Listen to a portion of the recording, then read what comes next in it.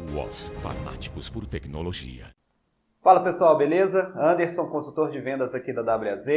Como prometido no Instagram e no Facebook, nós estamos começando um quadro novo aqui no nosso canal, que é o WAZ Responde.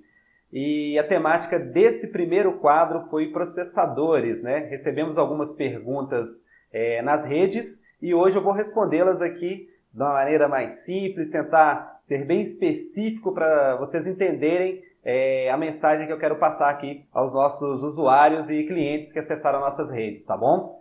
A primeira pergunta é do Flávio Mansur, que fala assim: qual a diferença de desempenho entre os diferentes chipsets dentro da mesma plataforma?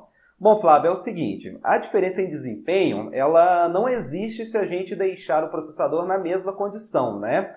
Por exemplo, se a gente trabalhar com os processadores da Intel, né? Hoje, na 8ª geração, o chipset básico é o H310.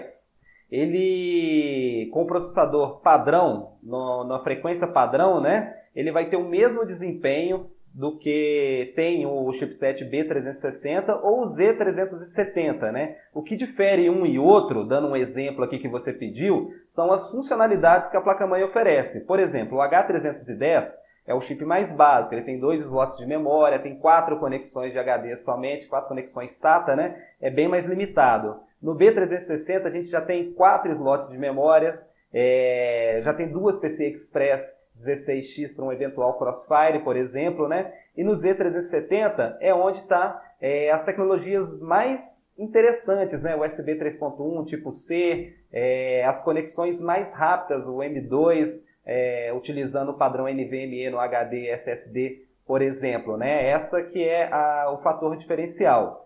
E um detalhe interessante, que faz diferença sim o chipset se você tem um processador K, por exemplo, que é o desbloqueado. Aí você vai ter todos os recursos disponíveis somente no chipset da série Z, no qual vai ser possível fazer o overclock do processador. O Rafael Silva, ele pergunta assim: qual o melhor processador para jogos e qual placa de vídeo boa e acessível? Bom, Rafael, é o seguinte, processador para jogos é muito subjetivo a gente dizer qual é o melhor, né? Porque tem vários melhores processadores, né? Depende do que você quer fazer com ele e do quanto você tem disponível para investir. Por exemplo, se a gente for falar em força bruta, hoje um dos melhores processadores para se comprar é o 8700K, o i7, né? Ele que tem o melhor desempenho, o que apresenta a maior quantidade de gráficos, FPS, nos jogos, na maioria dos testes, né? Mas tudo isso depende do seu orçamento, do que você quer fazer com a máquina, né? Às vezes você não precisa de um processador tão top para rodar o jogo que você quer. Por exemplo, fazendo a pergunta de qual a placa boa e acessível, né? A 1050 Ti hoje é uma das placas mais vendidas da WAZ. É a placa de entrada, assim, de alto desempenho, por exemplo, no mundo gamer, né? E para ela rodar na sua plenitude, né, com o máximo do seu desempenho, não precisa de um processador 8700K. Pode ser um i5, até mesmo um i3 vai trazer o desempenho total que a placa pode oferecer, tá bom? Próxima pergunta aqui é do Salles 2005. Ele fala assim: podem explicar de uma forma simples o que são threads nos processadores? E para um PC game eu preciso de um processador com mais ou menos threads. Bom, vamos lá, Salles. O que são os threads, né? Os threads no processador são a quantidade de tarefas, processos, ele consegue executar ali simultaneamente, né? Hoje é muito comum nós vermos os processadores com 4 núcleos, 8 threads, 2 núcleos, 4 threads. Então isso significa a quantidade de tarefas que ele consegue executar simultaneamente, né?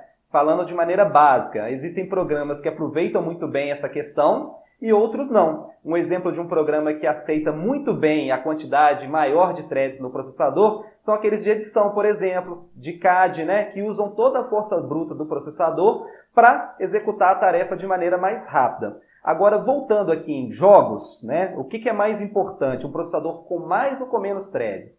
Bom, na verdade, a grande maioria dos jogos hoje não usa com eficiência todos os threads disponíveis que tem nos processadores que tem a maior quantidade. Por exemplo, um Ryzen 2700 que tem 16 threads, ou o i7 8700K que tem 12 threads, né? Na maioria das vezes, os jogos eles usam mais o poder bruto ali, a quantidade de megahertz que o processador tem a oferecer, né? Eles ficam ali usando 2 processadores com uma quantidade maior de desempenho deles, né? Isso está mudando, a tendência é que os jogos usem cada vez mais essa função, a multitarefa, né, o multithread dos processadores, mas por enquanto não. A grande maioria mesmo usa poucos threads do que o processador tem disponível para oferecer, beleza? A próxima pergunta é do Vitor Hugo, 93, essa ele mandou pelo Instagram. Obrigado, viu, Vitor, por acessar nosso Instagram. Vamos lá, ele fala assim, qual o melhor modelo de i5 escolher e por quê? Bom, cai naquela questão, né, Vitor? O melhor modelo de i5 é o que tem o final K, que tem um multiplicador destravado, mas para usar do overclock que ele proporciona, você precisa de uma placa-mãe com chipset melhor, que é a Z370, né? E aquilo que eu falei na primeira pergunta, o melhor processador é aquilo que casa dentro da sua necessidade. Então, não necessariamente ele pode ser o melhor para você, mas dentro do line-up da Intel de desempenho, ele é o melhor porque ele é liberado para você overclockar, tá bom? Bom, pessoal, acabaram as perguntas, espero que tenha sido esclarecedor. Queria fazer umas considerações aqui sobre os processadores, né? Essa questão de melhor, pior, não existe isso, tá? Cada processador atende um segmento, uma demanda, então aqui na WAZ você vai ter essa consultoria, a mentoria, né, de um consultor de vendas para indicar para você a melhor situação, tá? Nos procurem. Eu queria agradecer a presença de todos aqui no canal. Se inscreva com a gente, curta nosso vídeo para motivar a cada vez mais lançar conteúdos novos aqui. Beleza, gente? Obrigado, viu?